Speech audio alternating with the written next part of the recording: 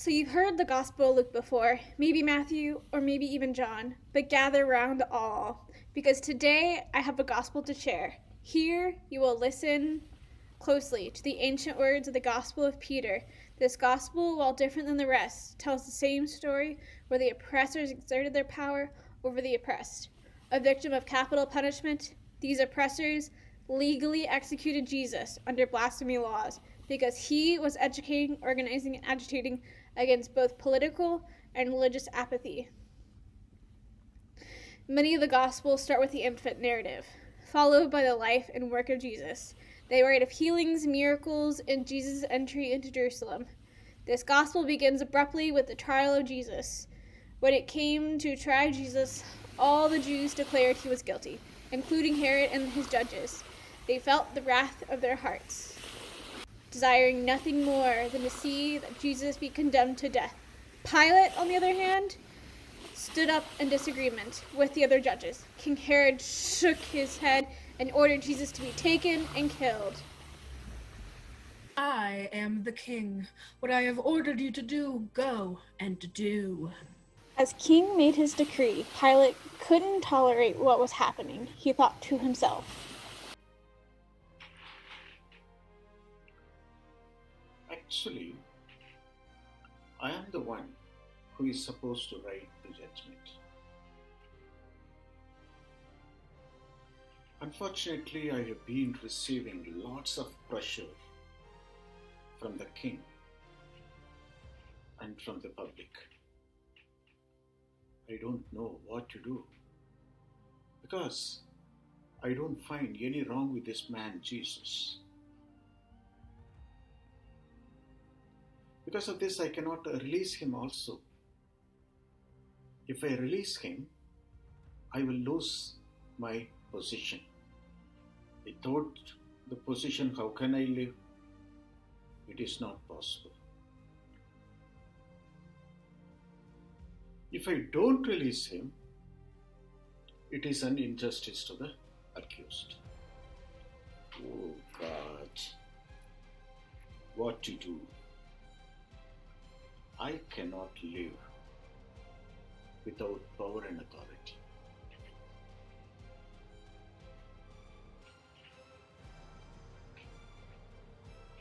Okay, now it is injustice. Let me hand over this man Jesus to the centurions to crucify. No other go.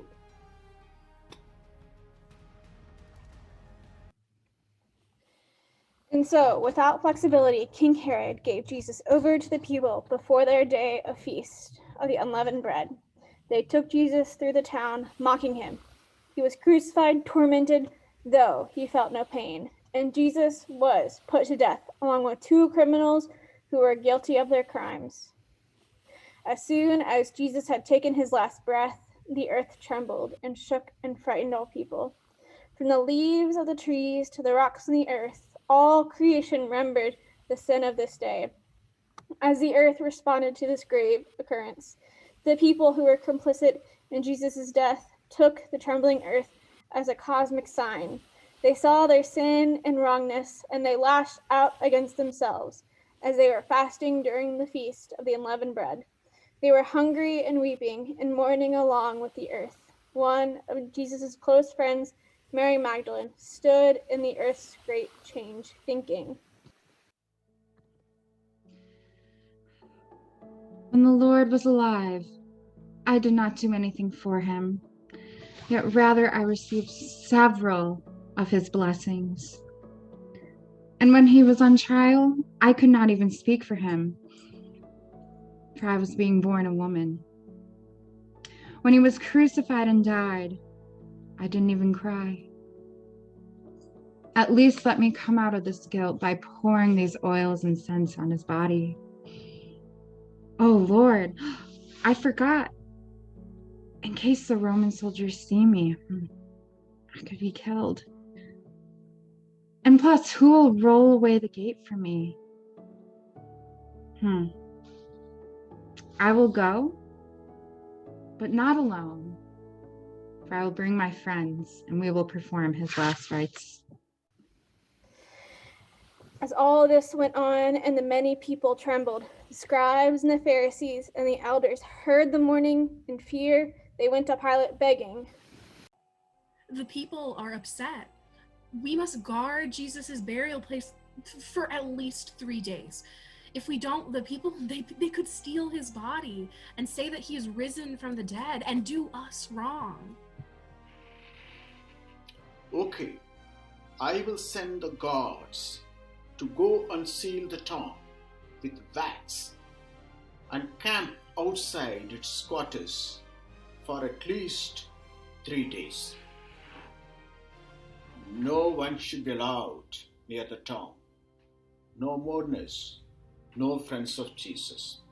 It is my order. Meanwhile, Mary Magdalene and many other faithful women were preparing to go and perform their own rituals over the body of Jesus. When they heard all the crowds mourning and they saw the guards on the move, they decided that for their own safety, they must wait. As these women gathered, 2 guards marched on to set up camp outside the tomb for 3 nights. On the 3rd night, before the dawn of the Sabbath, again the earth seemed to shake with justice, and the skies and the heavens opened up. 2 figures who sparkled with cosmic glow approached the tomb, though it was sealed with wax. The rock on its very own simply rolled away, and the figures entered in. Hey, don't you see something funny over there? I don't know. What would it be? We sealed the tomb, right? I know, but look over there. Don't you see? Don't you see that there's people? Must be something with your eyes.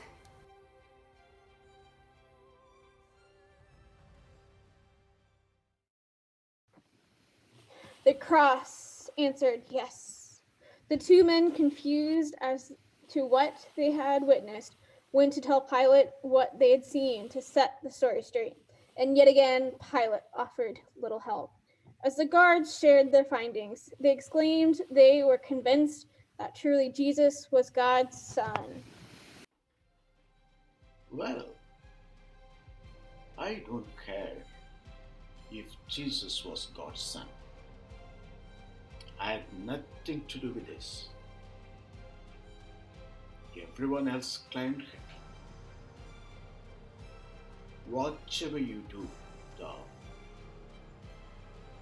whatever you have seen, thou, don't tell anyone. Don't tell anyone what all you have seen or what you saw tonight. It must be kept a secret, as to not upset the crowd of mourners. Meanwhile, Friends, there is no one near the tomb, and the crowds are at bay. Everyone, now is the time to go see our teacher and to perform our practices over his body. Let us move quietly and swiftly so that no one may see us.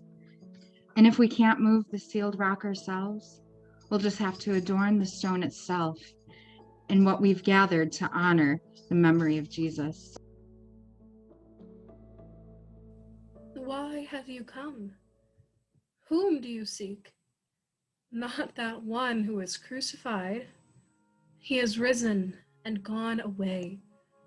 But if you do not believe, bend down and see the place where he lay.